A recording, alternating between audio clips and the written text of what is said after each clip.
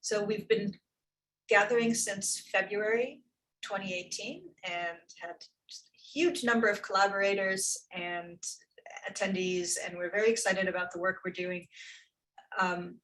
We're turning a corner this new time, and I wanted to talk about what we've done in the last 3 or 4 meetings where we really worked on trying to come up with some collaborative goals. And the reason for this is that we have spent the last couple of years really building community and learning what everybody else is doing. And so now the question is, how do we take that and move the conversation forward? And when we spent this time, and a lot of you were part of this process, we came up with 2 main areas to work on. And the first one is building electrification, and the second one is transportation.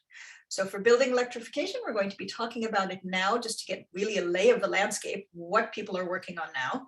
And then on transportation, we'll be talking about that at our next meeting, which is on February 24th. And we hope you can all join us for that. Next slide.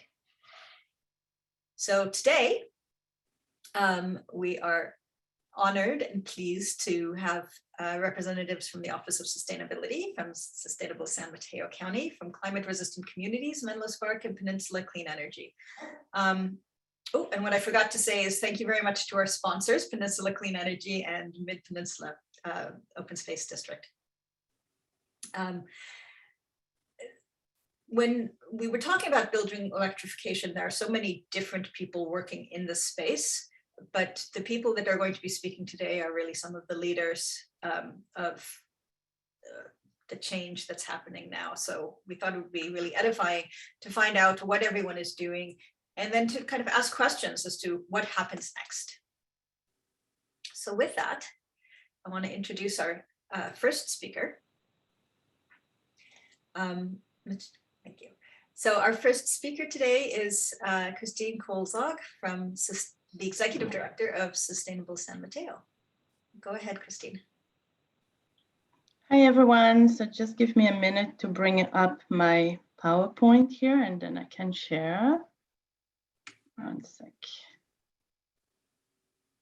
There you go. Open this. Okay, thank you for your patience. So hi, everyone, and thank you, Petra and Michelle, for inviting us to present together with some amazing organization today. It's a pleasure to join you all, and I'm very much looking forward to working together to see how we can best address the issue of energy, especially in how it relates to its accompanying greenhouse gas emissions, which is really, what's important here. And as you may know, in terms of San Mateo County, in terms of residential energy usage, it's about combined just over 30% for both residential and commercial. So again, I mean, that's really important for us to tackle this. And I wanted to start with presenting quickly our nonprofit, Sustainable San Mateo County, or SSMC for short. So our vision is a sustainable future for everyone in the county. And some key facts here. So we've been around for about 3 decades now, and our main reason remains to accelerate sustainability adoption throughout the county. And some things that are special about our organization is that we believe in a systems approach. And that means for us that in order for us to achieve true sustainability, of course, it's important to tackle the environmental impact, but actually we believe that a green economy and a healthy environment, as well as social equity, all of these 3 E's that have to work in balance for us to reach true sustainability. All right, so now next I'm going to present, so I'm going to skip this slide that's about some of our positive impact on the ground, but I would encourage you to check our website. And if Terry is on the phone, or Leanne, maybe you can add the address of our website in the chat. But I want now to dive into the SSMC key programs. And mainly, I mean, they do fall in separate buckets. So we have 1 bucket that's all about metrics and measurements. And that's where we have our indicators report program that falls into this category, as well as a new program, the sustainability dashboard. Then we also have a bucket that's more about education and inspiration. That's where we have our awards program that falls into this category, as well as our monthly happy hours. And I did want to just do a quick announcement. So we do have now a date for our 22 awards ceremony that's going to be on May 11th. And we are super thrilled because we'll also be presenting the All Electric Awards for Peninsula Clean Energy. So please do save the date, and we should have some details about that pretty soon. And then lastly, so the last bucket we have is all about solutions and tools, and that's where we have our Sustainability Ideas Bank program that falls under this category. So in terms of zooming in now, so how it relates to energy and electrification. So that's really where we've been doing quite a bit of work on the dashboard project.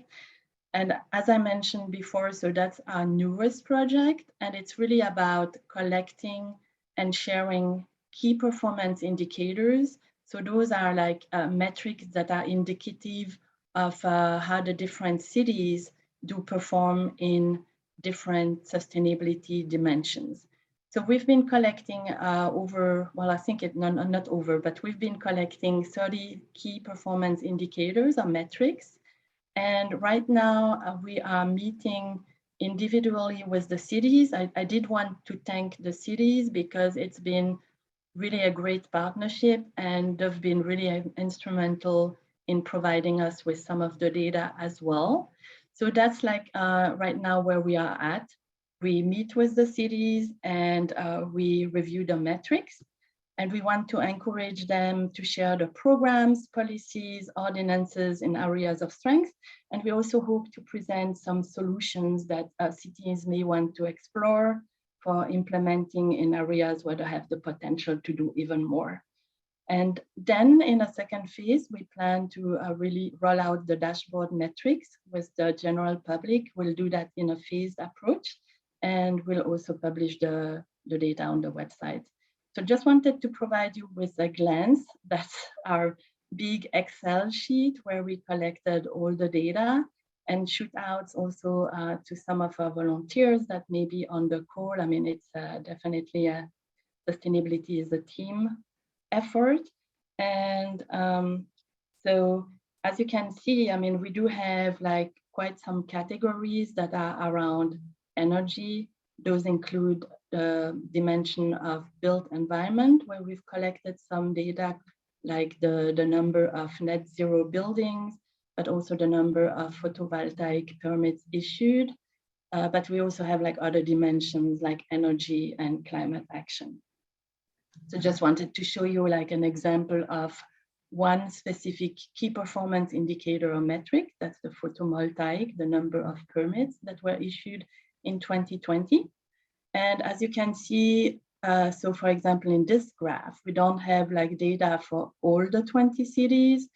So as much as possible, you know, we've tried to collect the data, but there are instances in which we have missing data, and or, you know, either the data was not available or was not communicated to us. But, you know, having said that, I mean, it's kind of like interesting to see the range of the different, for any given metric, to see the range where the cities fall, and you can also look at how they fall in comparison to the county. All right, so I mentioned before that when meeting with the cities, we want to review the metrics, but also we want to be able to equip them with solutions. So that's the Sustainability Ideas Bank.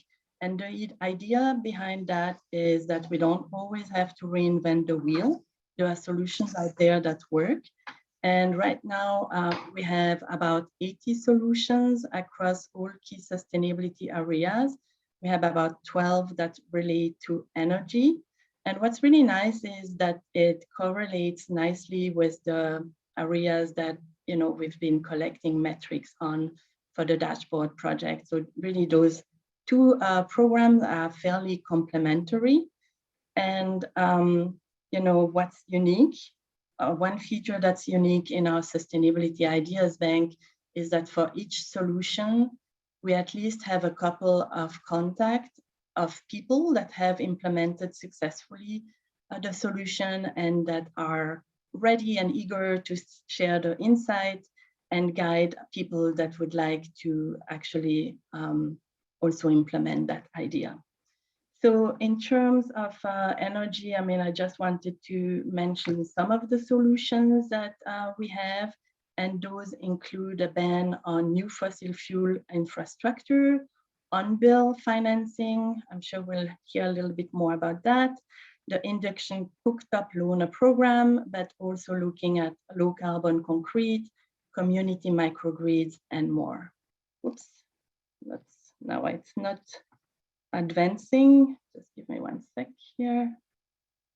All right, just wanted to show you a little bit how one specific sustainability idea looks like. We don't have the time to go through that, but that's kind of like what we address, different areas.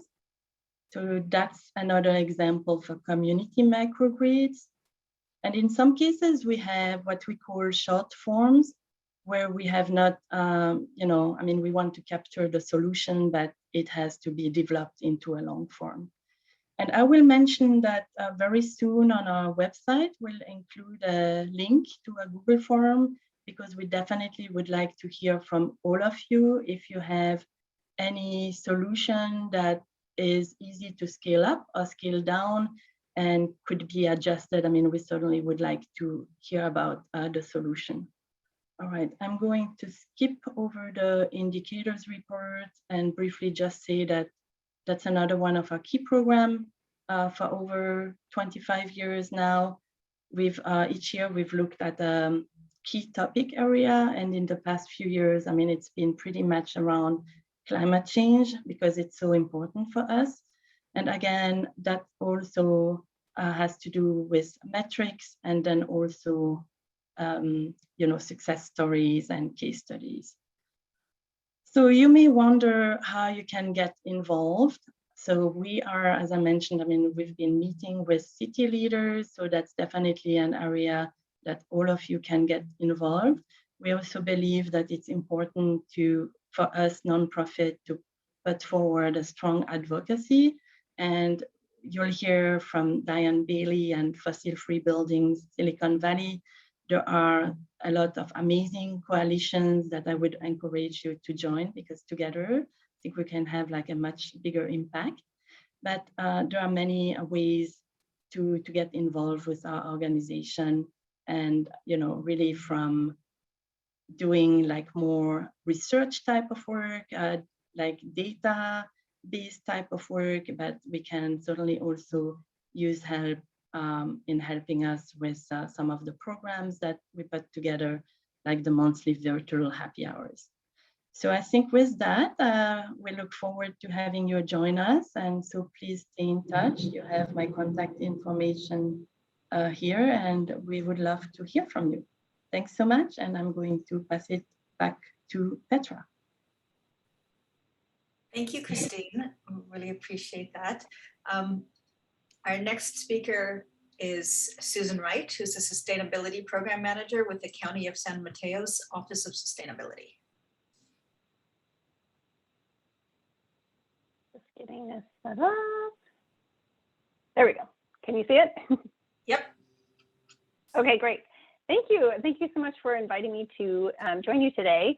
Petra asked me to explain our program called RICAPS, Regionally Integrated Climate Action Planning Suite. A little bit of a funny name, but it's basically our countywide climate action collaboration program.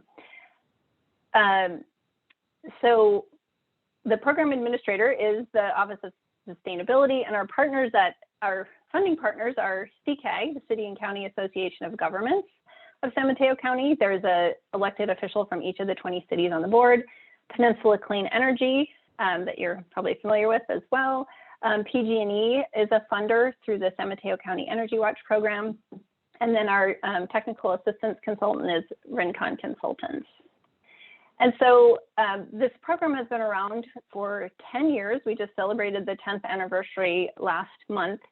The goal was, this program was actually started during the last recession when a lot of cities just didn't have the resources to create their own climate action plan. And so we got funding to create centralized tools and technical support to help the jurisdictions adopt their own climate action plan, track progress, and also work together on collaborating on climate action.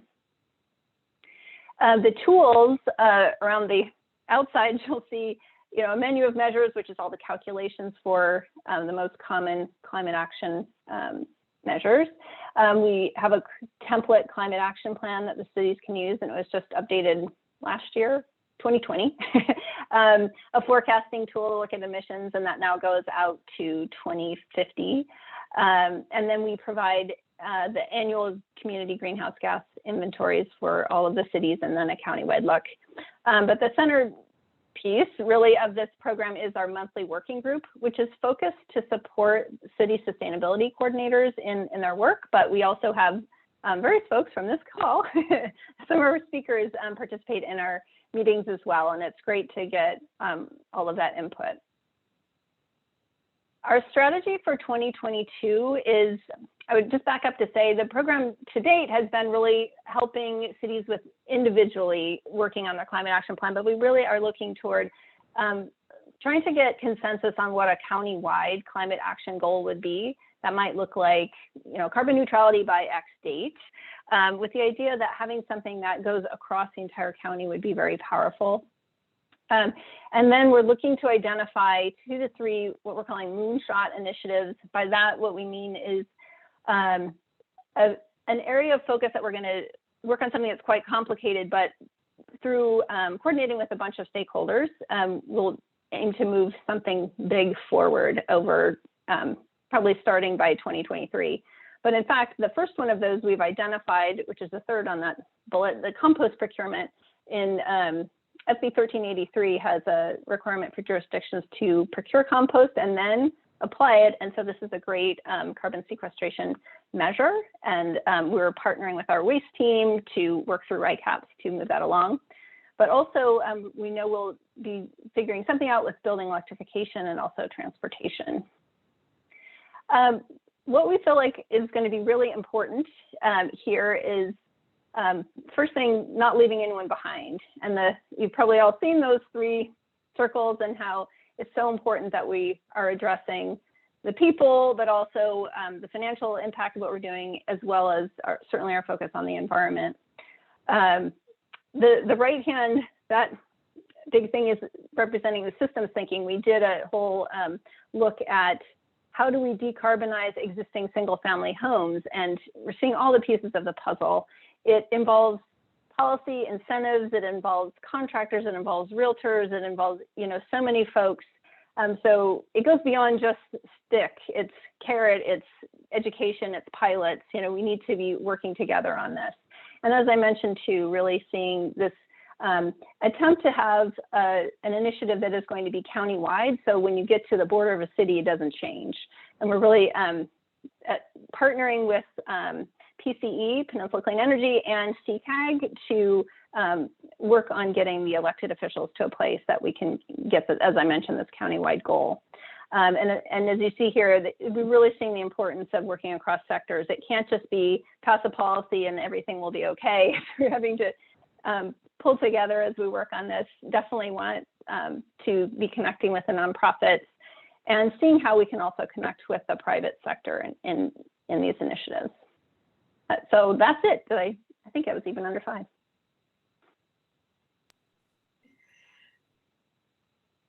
Thank you, Susan. I appreciate hearing from the government side as well, and what's happening there. And our next speaker, Diane Bailey, is the executive director of Menlo Spark, and also wears a fossil-free buildings hat as well. I'm not sure exactly what that title is, but she'll introduce herself. Great. Whoops. Let's go back to the. Well, thank you so much for having me. My name again is Diane Bailey. I'm with Menlo Spark, a small community climate action group. We started in 2015 with a mission to help the city of Menlo Park become climate neutral and help spread those climate measures throughout the region. And I think we're all here today because we're really motivated by wanting to achieve a safe and stable climate. I won't dwell on this, but this is just a reminder of where we are. Last August, there was a very big scientific assessment that came out from the IPCC, and the news was not great, but there is a window for us to avert the worst of climate change in the next 10 years. And this assessment really focused a spotlight on the need to reduce fossil fuels and also in prioritizing methane gas pollution as a short-lived pollutant. And so a lot of us have been laser focused on electrification efforts to phase out gas. And I wanted to talk to you about our campaign for fossil-free buildings in Silicon Valley and focus on that. That's supported by Menlo Spark, but it is an alliance of 37 different groups. We launched in March of 2019, and we're all working together to support and accelerate a phase out of all fossil fuels, but especially methane gas from all of our homes and buildings throughout Silicon Valley, so including Santa Clara County, together with San Mateo County. And you can find us at fossilfreebuildings.org. Quick retrospective, we've come a long way focusing in the beginning on new construction ordinances. And since 2019, we've seen 26 policies adopted to phase out fossil gas from new construction or strongly discourage its use. Here in Silicon Valley, that's almost half of the statewide total of such policies between cities and counties. We're at 54 now, with Contra Costa County being the latest to adopt a all-electric reach code just this week, actually. And most of these codes are quite strong. They're all electric required. And I think they've really kind of inspired cities around the country to act to either ban gas or really restrict it. But now as we look at what to focus on in 2022, we've been really shifting our focus, not just to grow as a regional model, but also to look at existing buildings. How do we pivot from the success of codes restricting gas use in new construction to start to address the heavy gas use within our homes and buildings throughout Silicon Valley? As we do that, we're taking a close look at equity to make sure that we're helping low-income families bridge this transition and looking at improving our communications and doing a lot more outreach to let people know why is methane gas problematic for the climate as well as our own personal health and safety. And we're also looking at building new financing solutions. Right now, we're really focused on trying to build some standards that require transition from gas appliances to electric within our homes. And that's because we've seen voluntary programs for a long time move forward with a lot of goodwill, but also very slowly. And we know that we can't meet this transition need without standards in place. So fossil-free buildings is supporting requirements in a couple of different ways. I'm not going to go into a lot of detail, but just the headlines are that we're working with our regional air district to promote zero emission standards for new heaters and water heaters. And those are slated to move forward this year and be implemented starting in 2027. So that's sort of an end bracket for us. And we're working with cities to take actions that would implement sooner than that, essentially phasing out new permits for fossil fuel appliances, replacements in existing buildings. And we're really aiming to bundle that approach with the new REACH codes. All of the cities that adopted REACH codes in the past few years are going to have to redo those REACH codes to sync with the state's 3-year cycle. And we hope to incorporate existing buildings alongside the new construction standards this time. And one of the key strategies that we're also looking at together with standards to prevent new gas appliances, we're looking at support programs to make it easier for home and building owners to replace their gas appliances, and to do so either appliance by appliance or looking at the whole home or even citywide. There are a couple of really great models out there that are turnkey solutions or concierge solutions that really help and provide this assistance not just helping cut through sort of the red tape and the management challenge of these projects, but also dramatically lowering the cost. One of these programs is done by SMUD in Sacramento. It's a direct installation program through that utility, and it's really managed to slash the costs in half or more. One comparison point is that here in Silicon Valley, a new heat pump water heater can cost around $6,000. And the SMUD program has brought that cost down to $2,000. So that's a dramatic savings, and that's because they're able to purchase in bulk, have relationships with suppliers, and cut the soft costs of marketing. And we're seeing some of these programs launch to serve low-income homes through Peninsula Clean Energy and East Bay Community Energy. Those are exciting.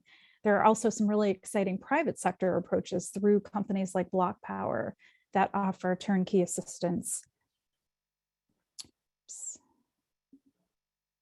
Okay, so just wrapping up, here are a couple of things that you can do if you want to engage and help this movement, the Electrify Everything movement, or to get off of fossil fuels as quickly as possible. One of the best things you can do to stay informed and find out about local actions is to join our coalition, get on the Google group. And I've included the websites for these actions if you want more information. You can look at some of the electrification guides that are out there, or the Bright Action app to green your own home and be a kind of a model or a demonstration for your community members and neighbors. You can go one step further and become an electric home ambassador. And that really is a volunteer effort where you can help your neighbors electrify. And finally, you can support the mayor's pledge for electrification, and several local mayors have taken this step. So Menlo Park, Redwood City, Millbrae, I believe, are 3 of our local cities that have taken this step as leaders, as mayors, to pledge to advance electrification efforts in those cities. And this movement is growing every day. So definitely welcome your participation. One final note is that it's really not easy to completely phase out fossil fuels from our lives, from all of our homes and buildings throughout the region, but we know that we need to get it done. So we have clarity on our goal, and it's going to take all of us working together. So I hope that you'll join us, and I hope that you'll join me in keeping equity front and center in this effort, and helping improve affordable housing and help low-income families make this transition first. Thanks so much. I appreciate your time. Idea that she came up with, I mean, which is a legitimate idea, is she. Thank you. Thank you, Diane.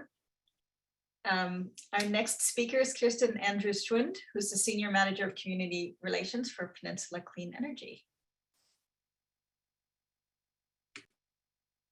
There you go. Now I'm unmuted.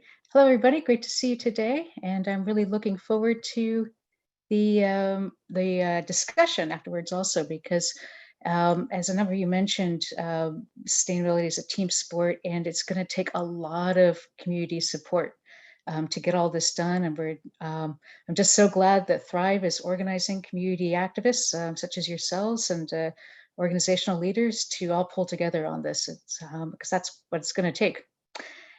So most of you are familiar with Peninsula Clean Energy, but quick level setting here. We are a community choice energy aggregator. We're a public agency, a joint powers authority of 21 cities in the county of San Mateo. And we're launched in 2016. Let's see. And why is, sorry, PowerPoint issues. Here we go. Okay, great. And how we work is behind the scenes from PG&E. We work in partnership with them. We buy the electricity from clean sources, such as wind and solar. It gets delivered to you through PG&E's wires, and our electricity mix is cleaner and 5% less expensive than PG&E's. So everyone gets some savings, and you get it automatically. And so your electricity is already 100% clean right now, today, on an annual basis. And we're working on getting that to 100% renewable on an hourly basis by 2025. And so the best thing to do with clean energy is to use it for all of your electricity needs. So our goal is basically make electricity as clean as possible and then electrify everything. Buildings, transportation, and then making sure folks feel confident enough in the grid to do that as well. So why all electric buildings? This is the draft greenhouse gas inventory for San Mateo County for 2021. And notice, methane in buildings is 43% of the greenhouse gas emissions. But about 45% of that is actually just leakage from the gas system. So that's not even gas that's being used for a productive purpose. That's just leaking. So what that really indicates is that we have to, the long-term solution is to cap gas lines.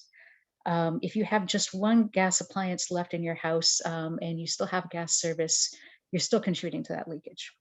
So that was a sobering finding. So we're working on this a couple of ways. We're part of a statewide coalition, the Switches On campaign, which is running ads statewide to educate customers on the benefits of going electric. And you can see there's some other big names who are involved with us on that, including PG&E and Southern California Edison, all pulling together for electrification. We've supported cities in passing REACH codes, which Diane talked about earlier. We provide consulting support for cities and for developers. And we're really wading into the conversation on electrifying existing buildings. And we've noticed that there's, members of the public have brought up some good questions, about affordability, about preferences for gas stoves, and what if the power goes off? And I'm going to address a few of those questions here. In terms of making upgrades affordable, there's probably a lot more incentives out there than people realize, and you can stack them.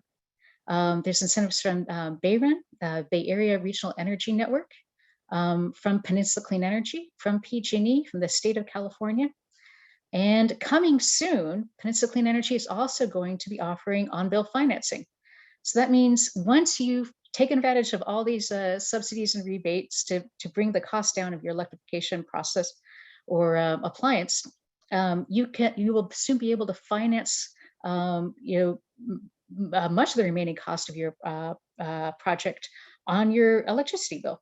And you'll just pay it off with your monthly electricity bill. It'd be 0% financing. You can't get better than that, free money. And so that should make things easier and be easier to get than a normal home improvement loan, because you're not going to be looking that closely at credit scores. So here's a case study of a certain customer example, a low-income homeowner who wants to get a heat pump water heater, and they need to get a 100-amp panel upgrade. And they're working through a BAREN contractor so they can take advantage of all the subsidies out there. And I added up all the subsidies I think they can get. So there's a $1,000 rebate from BAREN, another $1,000 from Peninsula Clean Energy, and anybody is eligible for those two. You don't have to be income qualified or anything like that. But since this is an income qualified customer, they get a bonus $1,000 for care customers. That's a low-income discount. Because they're doing a panel upgrade, they get another $1,500 for upgrading their panel. Many heat pump water heaters also get rebates in the PG&E marketplace. So they can get $300 off any models there. And then there's another rebate through the state, the tech rebate. That goes directly to the contractor, and then the contractor has the option to pass that savings on to the customer. So that totals up to $5,800 for this case study. So when you hear people say, oh, it's going to be so expensive for low-income folks, keep in mind that there's extra help and that it really adds up. And so it may not be as expensive as people think for some of these upgrades. In terms of preference for gas stoves, that's frankly outdated, because there's a lot of data now that gas stoves are a serious health risk. They emit nitrogen dioxide, which causes asthma, especially in children. EPA's safe limit for nitrogen dioxide exposure outside, they don't even have standards for inside, this is outside, is 100 parts per billion per hour. But the emissions from a gas stove, look at that table, just baking a cake in an oven exceeds that safe limit for nitrogen dioxide exposure. Roasting meat in the oven exceeds it also. So just your normal cooking is polluting your home. And Physicians for Social Responsibility have found that living in a home with a gas stove increases children's risk of having asthma by 42%. So why would you want to do that? There's no reason to prefer a gas stove because induction stoves are actually great, and top chefs love them. In terms of the third concern, what if the power goes off? Peninsula Clean Energy does have an offering for that. Homeowners can get a incentive on installing solar and battery storage systems that will keep powering your home if the power goes off. These are financed through our partner Sunrun. You can get a system with no money down, and you can power your home with solar. And you can learn more about that on our website. And thank you so much. I look forward to the discussion. I see the discussion's already starting in the chat, which is great. We do have one more speaker. I'm just going to bring the conversation back to some of the equity questions that we've been talking about. So Violet Saena is the founder and executive director of Climate Resilient Communities.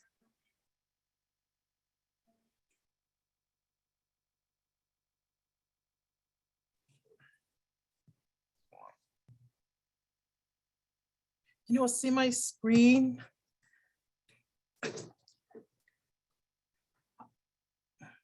Hi, everyone. Good evening. Again, I'm very grateful to Thrive for putting this event together, and also an honor to be among our distinguished speakers this evening.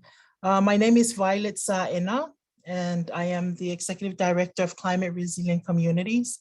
We are a community-based organization serving communities in East Palo Alto, North Fair Oaks, Bellhaven, of Menlo Park.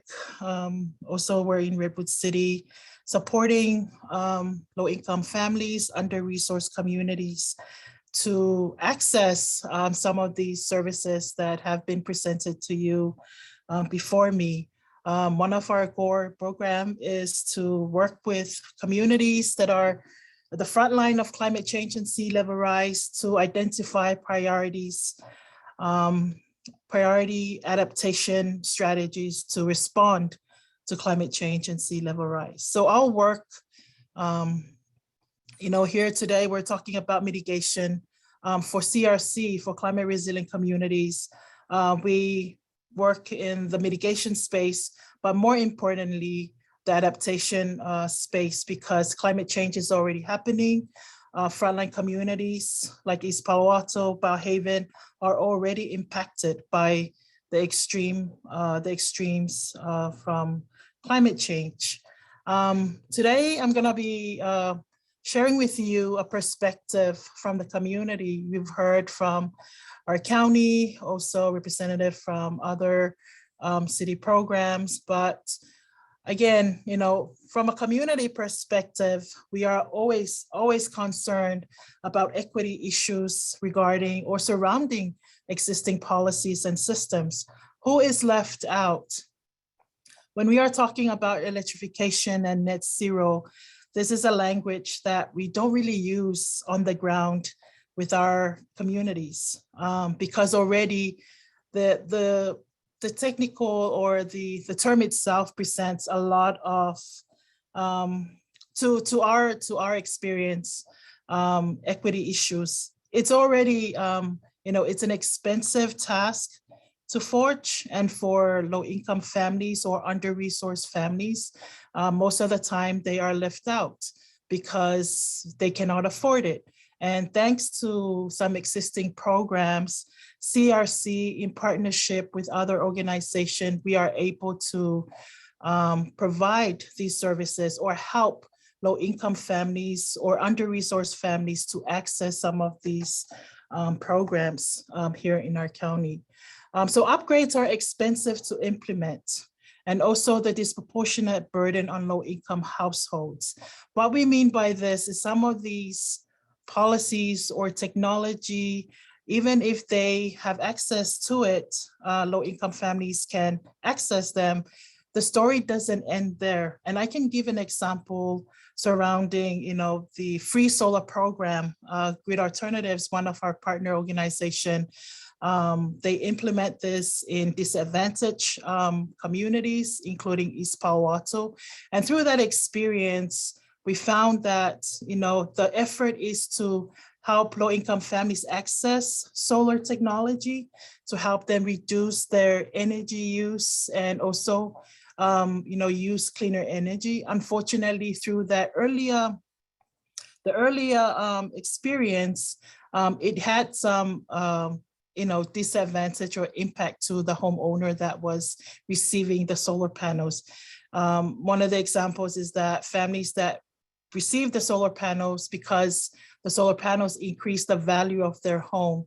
In return, families had to pay, their property taxes went up, which defeated the purpose of what we were trying to do to help those families access and also live a healthy and, happy life. So some of these programs, I like to remind that, sometimes we need to plan and also implement in a way that is inclusive. And sometimes to do that, we have to bring the community at the table when deciding some of these policies and systems. What is working on the ground? And I'm talking about, the work that we do in East Palo Alto and Belhaven. We are very fortunate, to be working in partnerships, with Peninsula Clean Energy, also El Concilio of San Mateo County, Grid Alternatives, and Habitat for Humanity to provide some of these services. Now, with our resilient program, Climate Resilient Communities Resilient Homes program, most of the services that we offer to our families is to help families access the services. Kirsten just went on about a new program I didn't realize existed. And the thing that came to my mind is, I'm here in this event and I learned about all these rebates.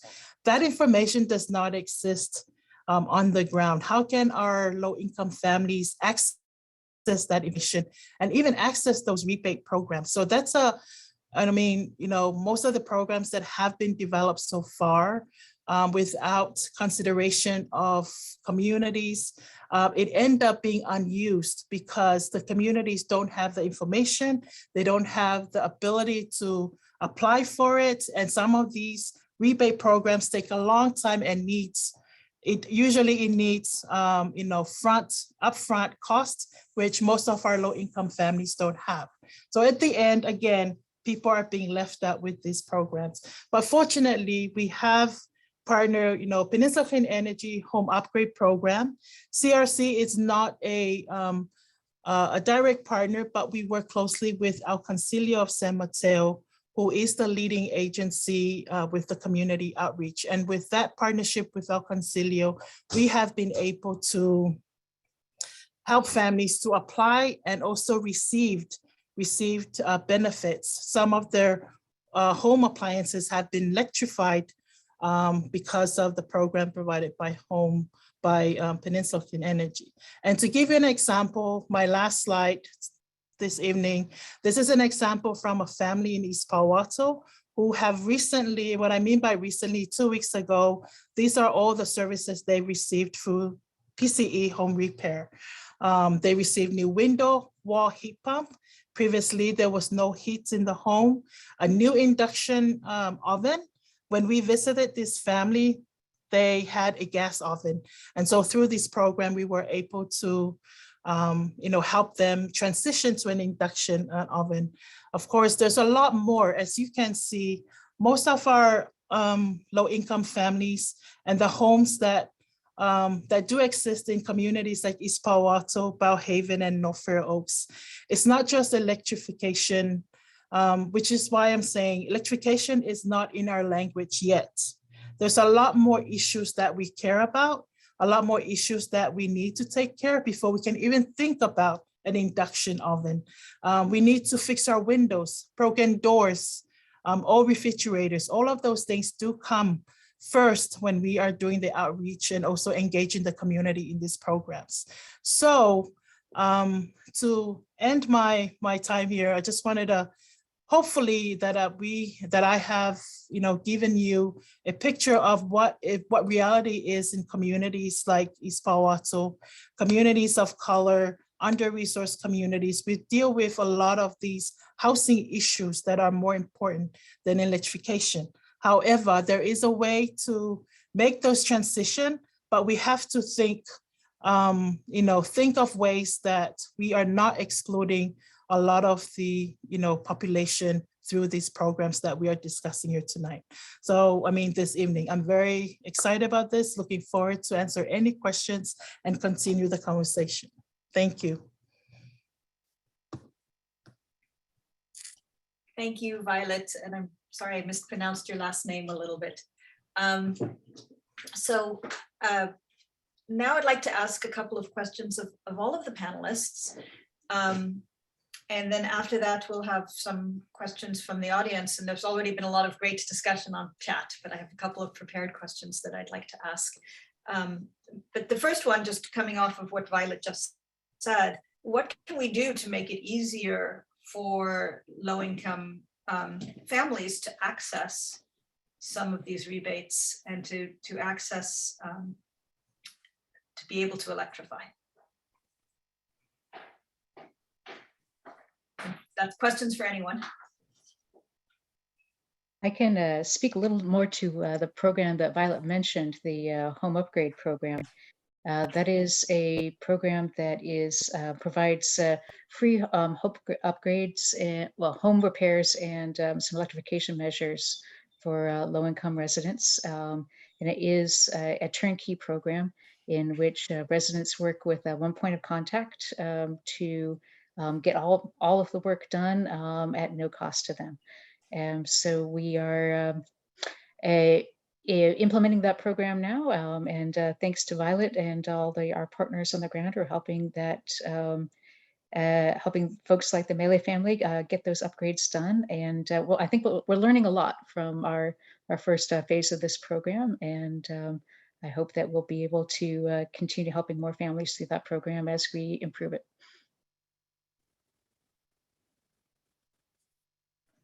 This is Christine. So if I may add, I think it's very important to meet the people where they are at.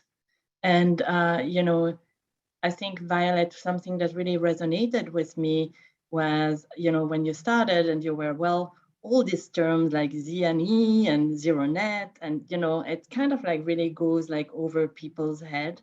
So I think it's really like recognizing what's key for them, and then kind of really look at also unintended consequences, like you were hinting to the value of the house going up, and then as an unintended consequence, then there are additional taxes to pay. And I would say, trying as much as possible to also understand the various cultures, and I think there may be opportunities there to really, if there is a way to tune into the different culture, to really also come up with like perhaps some unexpected angles or ways to be able to disseminate the program more. So those are some comments that come to mind.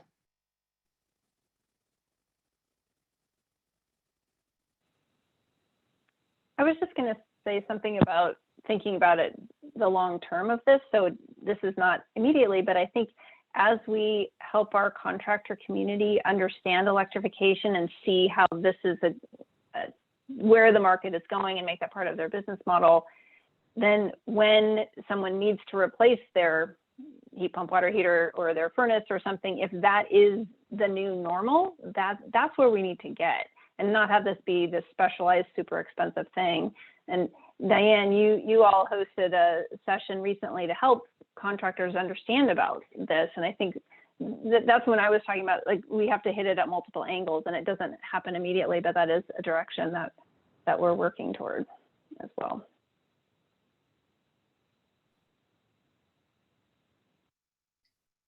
Diane, do you want to add anything about how you are incorporating equity into your work? Sure. Yeah. Well, I think that Peninsula Clean Energies program that was just launched last fall provides really great scaffolding to grow these programs. And then watching the governor's budget proposal recently propose over $600 million for specifically low-income direct installation programs to help low-income families and to help electrify affordable housing first. One of the reasons why it's so important to provide that assistance to affordable housing to electrify first is that, a lot of affluent people will find out about the health impacts and start to electrify on their own. That's great. For lower income folks, when they're left with gas, paying high gas bills, those gas rates are going to go up and up and up. And so they're not just burdened with the health impacts for longer, they're also going to experience kind of sticker shock with the rates going up and the energy bills around gas. So I am looking forward to the governor's budget. Hopefully the 600 million will stay intact and can help bolster programs like what PCE is doing. But I think that we also need to look at some private sector solutions to kind of buttress those public programs. The public programs are so important, but there's just not enough money to go around.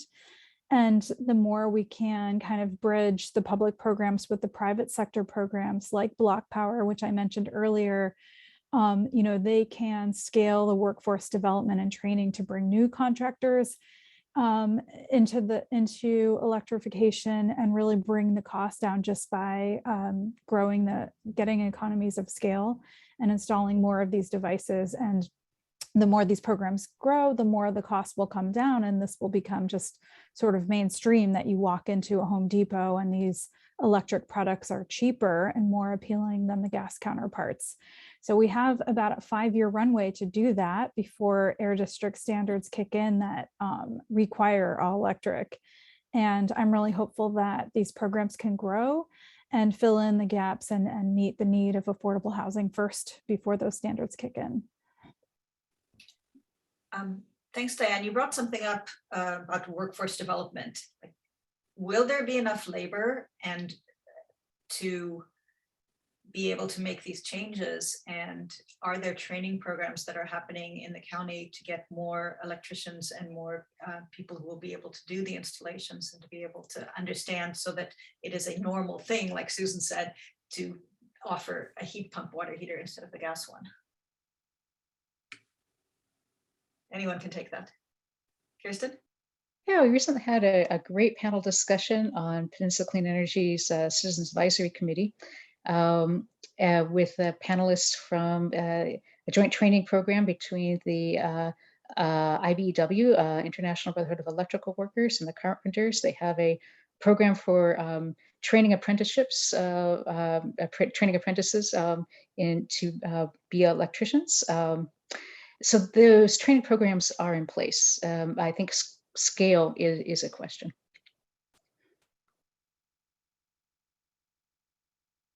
And just to give a sense of the scope of the job growth that we might be looking at, there's a report out of UCLA, the Luskin Center, that looked at meeting California's electrification goal statewide and what that would take.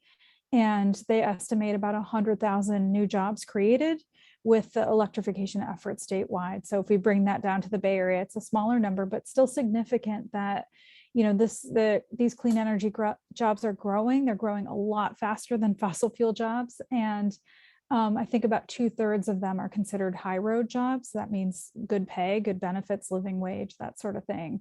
And I know part of the proposed budget for the state is including a lot of funding for this workforce transition.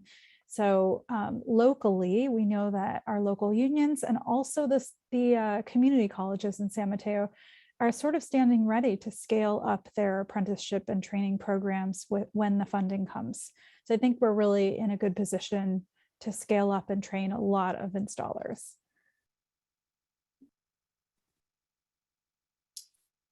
Thank you.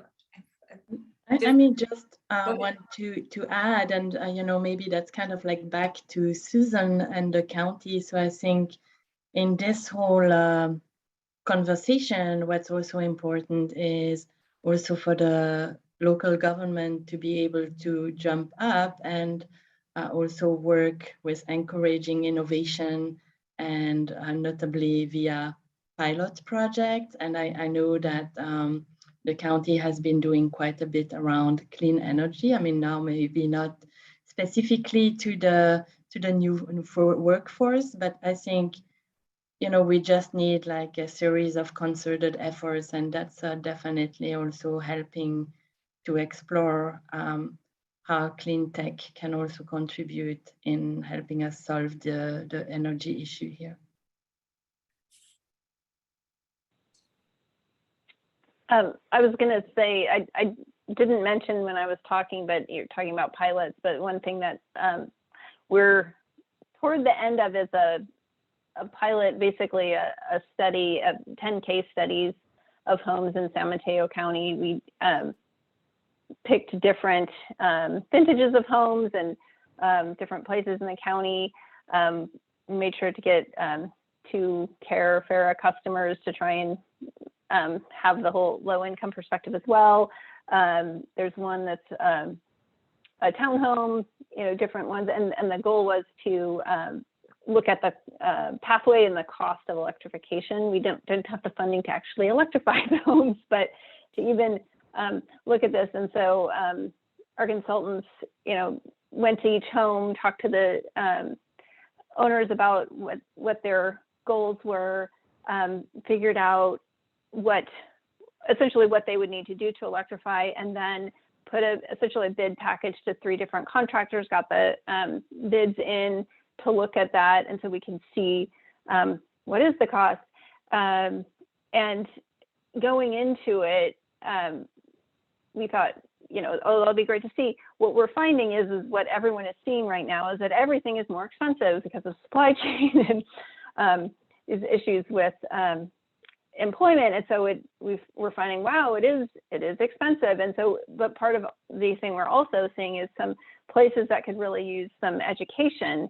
For instance, in different areas, folks misinterpreting the electrical code and thinking that they can't put as much on an electrical panel as they really could. So all of it has been a really good learning experience. And we're probably a month or 2 out from finalizing this all. It's taken longer than we anticipated, but this is just one example of something that just we're getting more specifics about what it will really take to do that.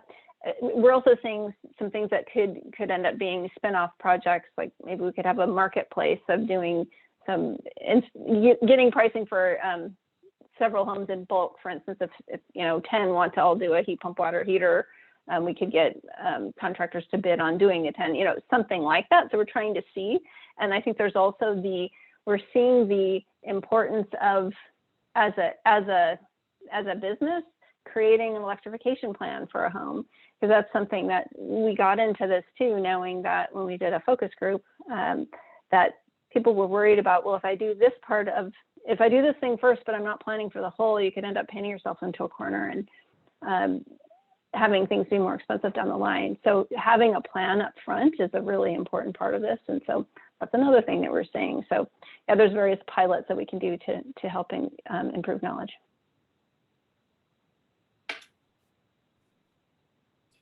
I have another question in the chat. Is just, are any of your organizations working with young people to start educating them? And I will say that the County Office of Education has really been at the forefront of they have a Climate Youth Ambassador program, and they have a very large sustainability program that's actually been copied from other places in the state as well.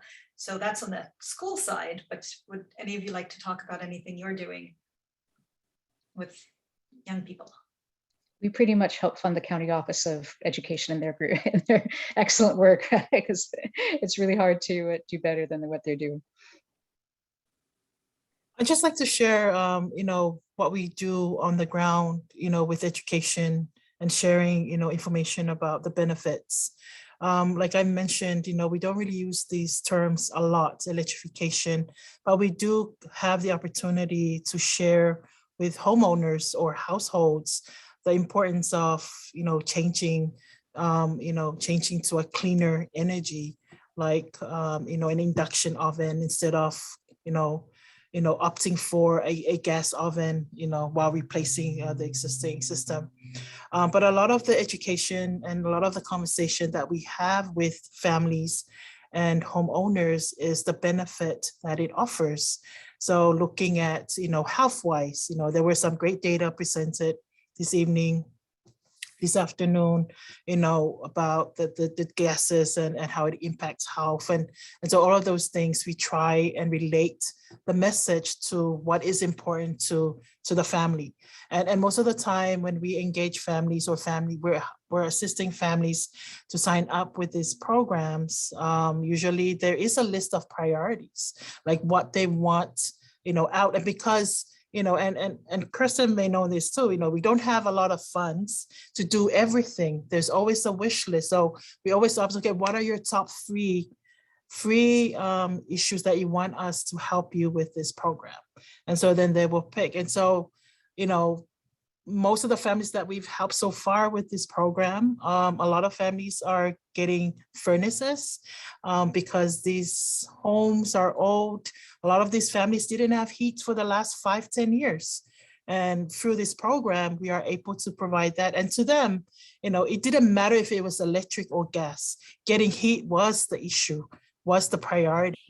We were able to provide electric furnaces or heat to keep the family warm. So on the ground, that's how we engage in conversation and providing information or even education. And most of the time it's connecting the dots too. They already know the difference, and it's just having that conversation and enforcing the value of, electrification and what we're trying to do here. Thank you. There's a question about starting to use EV vehicles as battery backups.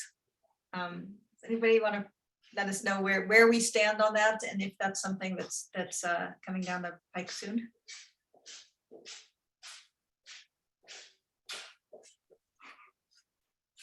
I am not sure the EV manufacturers right now are prepared to allow that. Maybe some of the Japanese ones like Nissan. I think that there are some utility things to be worked out before that can happen, and a lot of smart people are working on it, but I'm not sure it's possible today to charge your home with an EV, but I hope it will be soon. As a backup battery, I know we actually did one of these meetings maybe a year ago, and they were talking about the technology was almost ready. So I guess it's not rolled out yet, but that'll be something when we're talking about battery storage. That's an idea I know that's been kicked around a lot. It does sound like Ford is leaning into that with their upcoming Ford F-150 Lightning pickup truck. In their marketing, they've been very clear that you can plug in your house into your Ford F-150 and power your house in an outage. So that'll be interesting to see. I think that'll be a game changer, since it is one of the best-selling vehicles in America. And actually, I think they closed the wait list because it was so long. People are really excited about that particular one. So right, yeah. The question is, can they make them fast enough? Yeah, but some other pickup trucks are also going to have large batteries that are coming out. So if we're going to be able to use that as backup, because one of the concerns is, as I think Kirsten, you brought up, is that if everything goes all electric and then there's a power outage, that can be a problem. But if everybody's able to reverse the charge on their EV so that they can get power into their houses, that would help.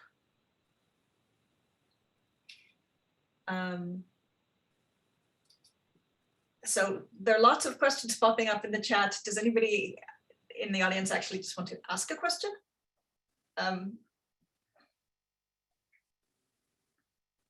If you do want to ask something directly, please raise your hand. And is there anything the panelists would like to ask each other?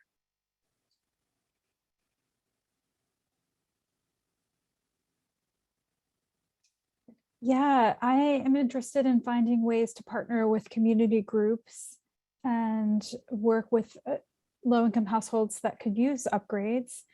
and speak the right language, and how to improve outreach in a way that can really reach the groups that need it the most.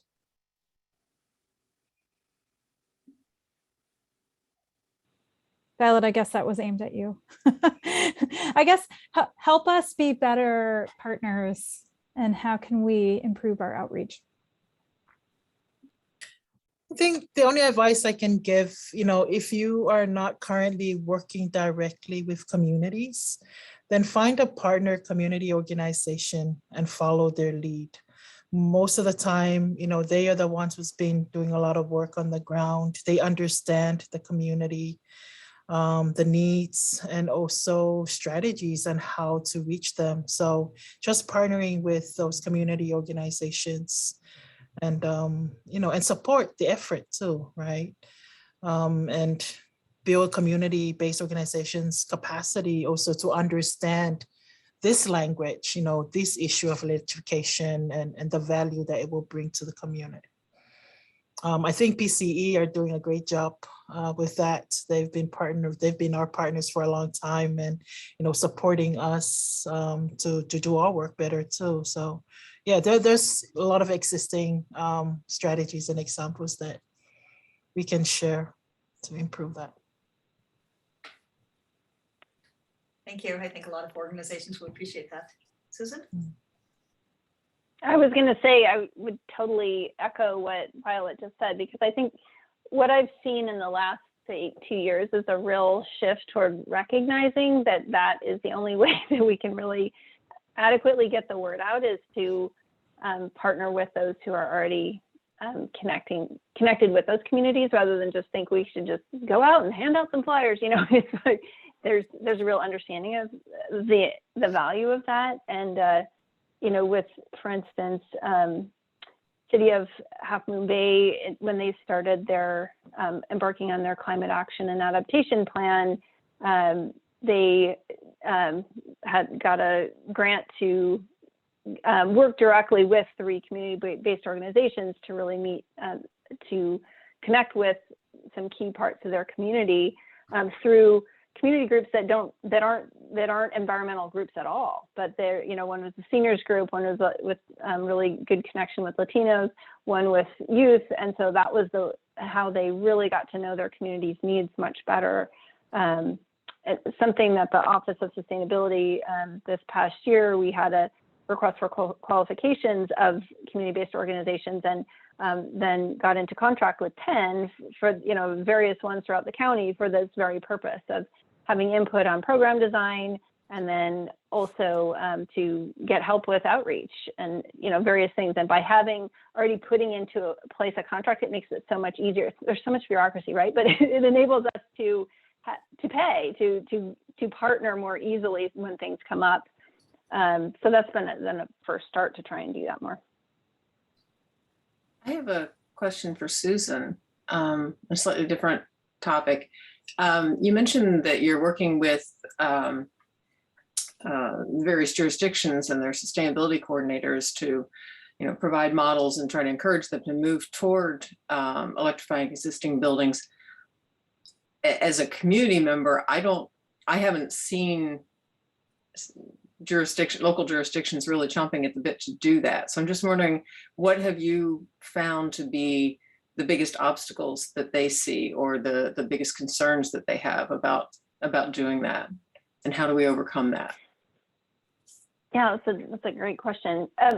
Our program has been to help them create the policy support for that, so the climate action plan. And so then a typical measure is to, in the beginning, it was always energy efficiency, supporting programs that are energy efficiency programs, but now it's this recognition that electrification, because of what Kirsten mentioned of our energy source or our electricity source is so clean, let's electrify.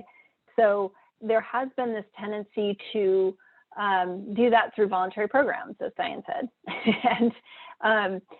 And now, Menlo Park and Half Moon Bay are 2 cities in particular that are saying, hold on, just doing voluntary isn't working enough. Let's aim at making something required. I think the barrier is the concern about what Violet said. It's who are we leaving behind if we say you must, and you must do it next year? So it's this whole thing of how do we take that long view? How do we, in some ways, I think having a, 10 years out, everyone has to have, we're not going to let you buy any natural gas equipment. But if you knew you had enough of a runway, like that's one approach to take. But I think the barrier of the policy side is that concern of, are we ready? And that's when I brought up that topic of, we have to come at it from all these different sides so that we're not inadvertently hurting someone through this. But there has been this tendency to do things voluntary or to be nervous about putting those policies in place. But I guess when we're looking at this and saying, what are the moonshots, or what does that countywide look, our strategy in doing that is to help the elected officials say, let's do this together, but we're going to get the resources and do this all together so that we can get there, and not just put out a policy by itself. All by itself, I don't think that's going to work. We have to do all these things together. Petra, if I may add, I think, that's like a whole different can of worms, so to speak. But I think, part of the issue is also how we really think about costs. And we are not currently really internalizing external environmental costs that are borne by, the community at large. And so it kind of skews the whole, accounting, I guess, right? And so, my hope is really also that we can move forward, and that, not only are we taking a longer view, that I think is really important, also having in mind how things are likely to change, and, also going to impact costs and things like that. But I mean, also really, hopefully getting better at internalizing the external environmental and societal costs as well. Thank you, Christine. Nabil has had her hand up for a long time. Yeah, thank you, guys. I'm a resident of Menlo Park. I thought I would just ask you, how do you foresee that the electrical grid will be able to sustain all that growth? I mean, PG&E, as we know it today, is in a lot of hot water, not to say anything else to bash them. But even in summertime, we have to ration our use of electricity because the demand on air conditioning and all of this. So is there a plan that this development go hand in hand with electrification? Yeah, that is a question that is of great interest to the state regulators that are in charge of making sure there is enough energy on the grid, specifically the California Energy Commission, California Public Utilities Commission, and CAISO, the California Independent System Operator. They're the folks who actually make sure that every second there's enough energy on the grid to go with demand. And so they do make sure that all of the it's called load serving entities, all of the organizations like ourselves and PG&E and all the other CCAs, all the utilities, put forth our procurement plans for, you're projecting years into the future of what resources we're going to buy on behalf of our customers, making sure it all adds up to the projected growth in demand, and to make sure that the plan altogether makes sense. That when you put all the different types of resources that all the load serving entities are buying for their customers together, that it all makes sense for California. So yes, there are definitely folks who are making sure this is all going to work. Kirsten, Well, can I chime in and just say that PC has actually stood out as a leader in this regard in planning to make sure that there's ample load, electrical load and capacity available to meet the growing needs because of electrification. And Jan Pepper, the CEO of PC, recently wrote an op-ed in the Almanac that talked about the growing capacity and all of the plans that PC has in place to meet the need.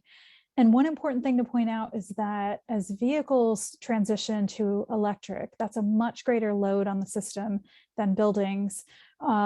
Electric appliances appliances for buildings are super efficient and the load is just much less than that of vehicles. So when people make a decision to get that, Ford electric Lightning truck, they're not asking for a permit from their city. They're just, buying those electric trucks or cars, and that's great. It's a little different than when you change out your gas furnace and go electric, you do need a permit. And there's often that concern about like, oh, is there going to be enough capacity? But the answer is a resounding yes. And I think resilience and kind of grid reliability, during wildfire season or related to storms, that's kind of a separate question. But one other thing I want to note is that new gas appliances don't work when the grid is down. So that resilience is just not there. And that's because they're no longer allowed to have a pilot light. So if you're purchasing a new appliance and you want to go gas for resilience reasons, you can't rely on that heater or water heater if the grid is down. Kirsten, I'm going to call you out for using an acronym, CCA. Oh, thank you for calling me out. I love it being called out on acronyms. CCA stands for Community Choice Aggregators. That's the type of agency we are, that we aggregate or get together all the demand of our customers and we go buy the energy on their behalf. Thank you. Michael, do you want to ask your question? Sure. It was basically the same caller's question about the reliability. I mean, just an example of last summer when there was a bootleg fire in Oregon, they were about to cut electrical, that was when the electrical requirements were dropping. So that's with current needs. We're not talking about future increased demand. So I do think there's some concern there. The other thing is the CPUC right now is proposing to change the rules. And I didn't see anyone answer that question. I'm curious about CPUC is going to make it basically less economically, lower the incentives to put solar on your roof, unless you put a battery in, which is expensive. I mean, I'm looking at that.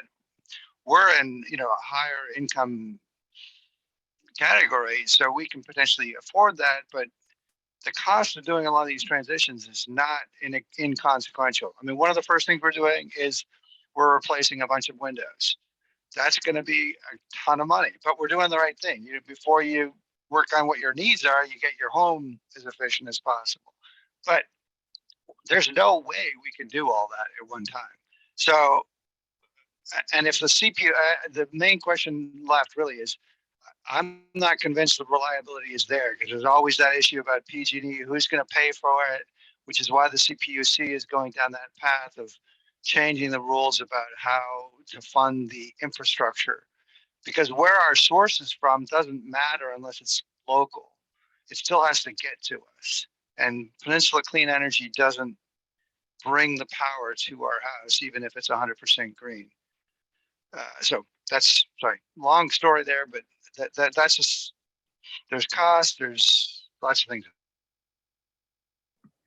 Michael, I hope that our on-bill financing may be able to help with some of those costs.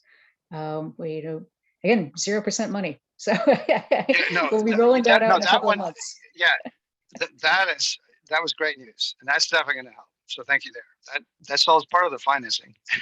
Right. I understand you had a multifaceted question there, but maybe that'll help with one part. I think the on-bill financing is something that we're definitely going to have to work on how we explain it, because I'm guessing if you tell people 0% on-bill financing, that's not necessarily going to ring a bell with them. But it's an amazing program, so we hope to help spread the word about that. We're coming up on time, but I'd really like to give each of the panelists just a quick minute to give us either something to do or something to think about before we go. So who wants to jump in?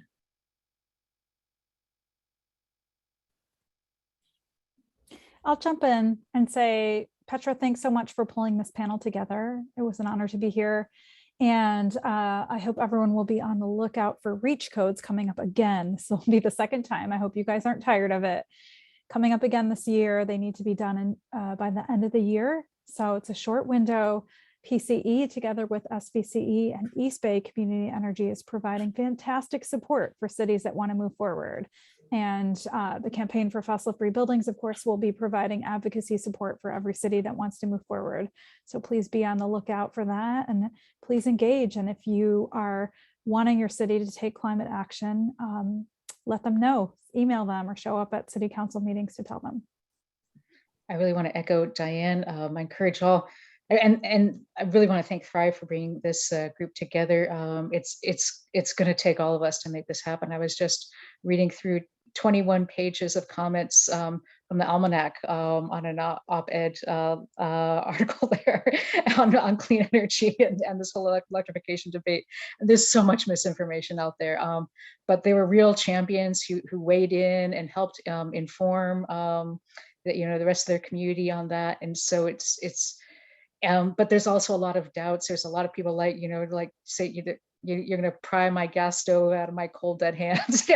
So it's just going to take a lot of showing the politicians that you want this and building that political support. And so get involved with the fossil fuel campaign, the Campaign for Fossil Fuel Free Buildings. Get in touch with Diane. And show the politicians you want this, and give them that backbone and courage to do what needs to be done.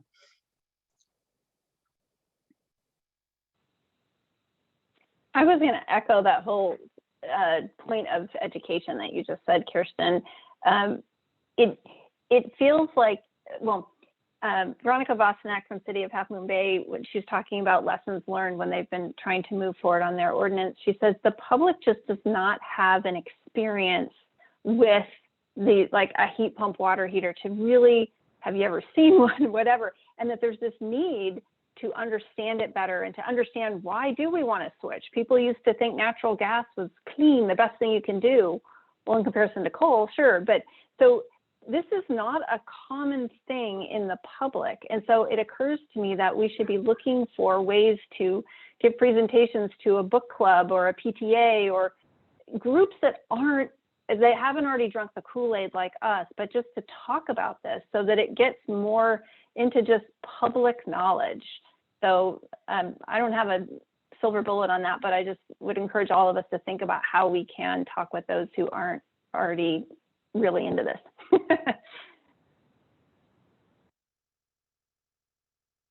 Yeah, I mean, Susan, I think we really need to electrify the talk and, make it palatable.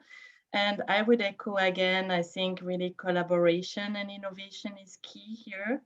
And really, there are like many levels that we can make a difference. I mean, it starts with each one of us at the individual level. And then definitely we have elected officials. So, I mean, they are there to represent you. So go talk to them, get involved. And again, sustainability is a team sport. So I really believe we all have to get at it together from as many angles as possible. And we have to do it rapidly because we don't have a ton of time at hand. So we just have to get moving. Just like to echo again my gratitude for the opportunity. I think my last words would be, if you are a nonprofit, an advocate, look into these existing best practices programs that promote inclusion, involve, program that serves under-resourced communities and populations, advocate for those, and also advocate for more funding into these kind of programs. And PCE, a home upgrade program, is a classic example, and we need more money to go into that so that we can help more families in the county. Thanks. Okay, I want to thank each of you for bringing in a different perspective. You're all experts, but all coming from different angles. So it was a really great conversation, and I appreciate that. I hope that you will all join us on February 24th when we talk about transportation. And we promise to send out the recording and the slides to everyone who's here today. And I hope everyone has a great evening. Bye, everyone. Thank you. Bye-bye.